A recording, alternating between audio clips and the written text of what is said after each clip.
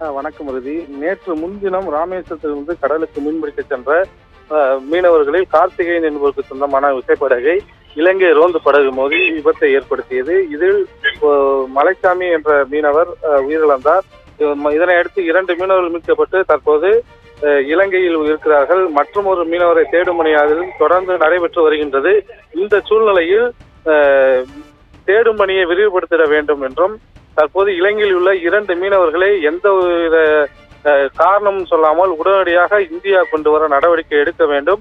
அதேபோல் இது போன்ற சம்பவங்கள் இனிமேல் நடைபெறாமல் இருக்க மத்திய அரசு இலங்கை அரசுடன் பேச்சுவார்த்தை நடத்தி சுமூக தீர்வை ஏற்படுத்திட வேண்டும் உள்ளிட்ட கோரிக்கைகளை வலியுறுத்தி இன்று ராமேஸ்வரம் துறைமுகத்தில் மீனவர் சங்கத்தின் அவசர கூட்டம் நடைபெற்றது. இந்த அவசர கூட்டத்தில் இவர்கள் வைத்த கோரிக்கையின் அடிப்படையில் அனைத்தையும் உடனடியாக மத்திய மாநில அரசுகள் நிறைவேற்ற வேண்டும் என்றும், அதேபோல் நேற்று சாலை முறையில் ஈடுபட்ட போது அரசு அதிகாரிகள் வாக்குறுதி அளித்துள்ளார்கள்.